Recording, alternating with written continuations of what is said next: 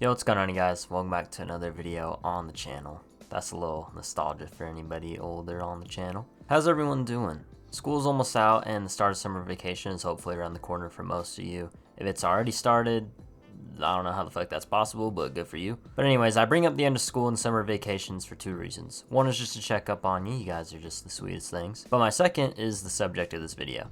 Believe it or not, my old age was once in school, and one of my favorite things to do during summer vacation was play video games, as I'm sure most of you here also like doing. In specific, my favorite game to play during summer vacations was none other than Super Smash Bros. Smash was a very key game in my development. From Brawl to the first few years of Ultimate, this franchise is something I know all too well. So given this experience with all the titles, naturally I'd have a favorite. I feel like this question of favorite Smash title isn't brought up too often. Favorite character, most wanted edition, stages, all those are usually the ones I hear the most, but favorite game I don't feel is too common. At the end of the day, Smash as a concept never changed. From 64 all the way to the present day, the core concept never switched up. It's still Nintendo characters fighting it out. The contents of the game, however, could not be any more different. Everybody should have a favorite Smash game if you think about it long enough, and I definitely have one myself, which I'm going to share with you today and explain why I feel it's the best. I recently got an itch for Smash again, doing a few tournaments, and this subject came into mind. But anyways, without further ado, here's what I believe is the best Smash title.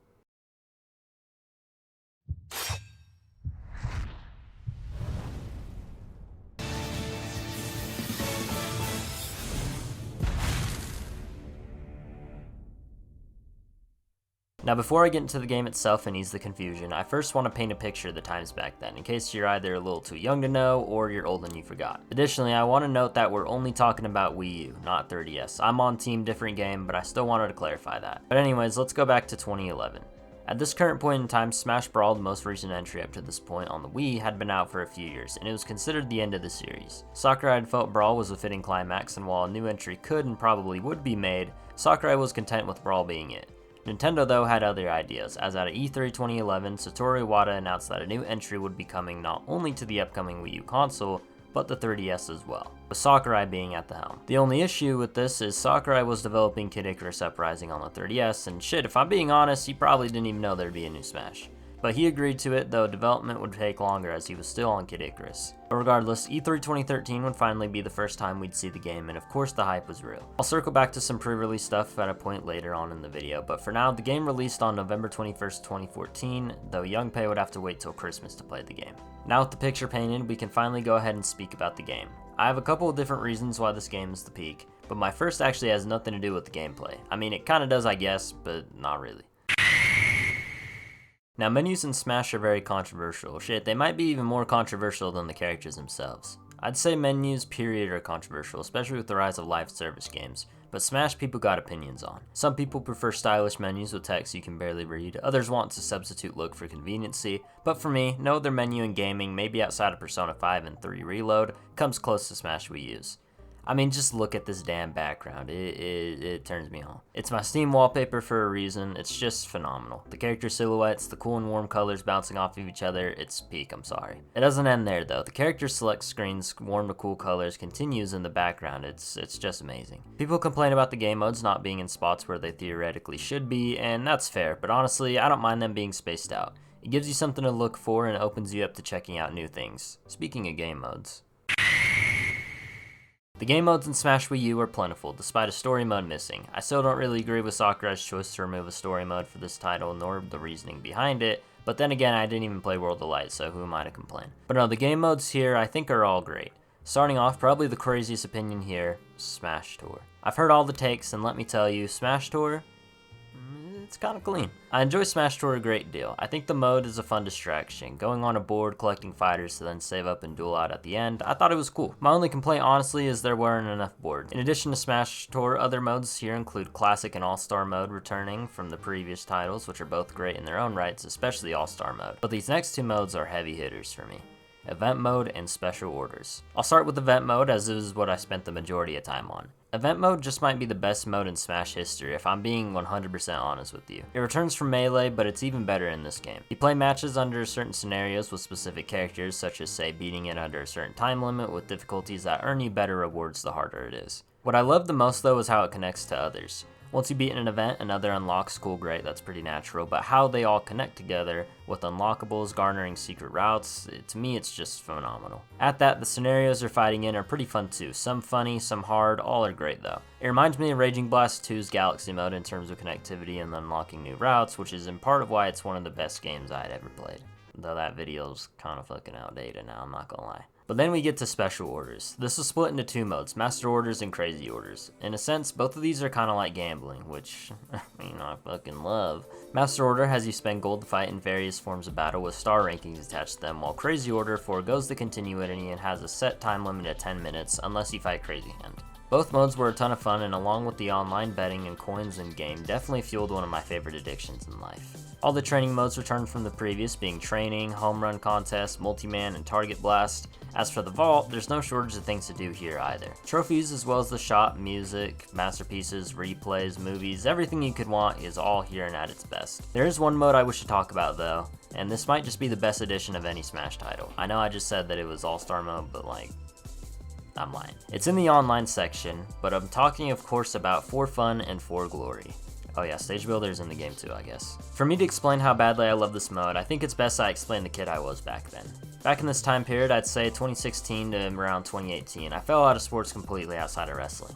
What I gravitated towards instead was esports. What a fucking nerd, am I right? I'd enter in tournaments, but there really wasn't a strong way of practicing for said tournaments until I remembered of these beauties. Now for fun, I had barely any playing time in as it wasn't rule set legal, but For Glory, fuck. I'm on record here right now telling you that this is the best mode in Smash history. Ultimate has GSP and Elite Smash, and that's all cool and great and rankings are cool, but the sensation of For Glory is something Ultimate only wishes to replicate.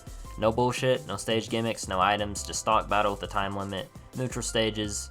Internet was solid back then, life was good. It gave the best practice and was the mode I'd by far spend the most time in.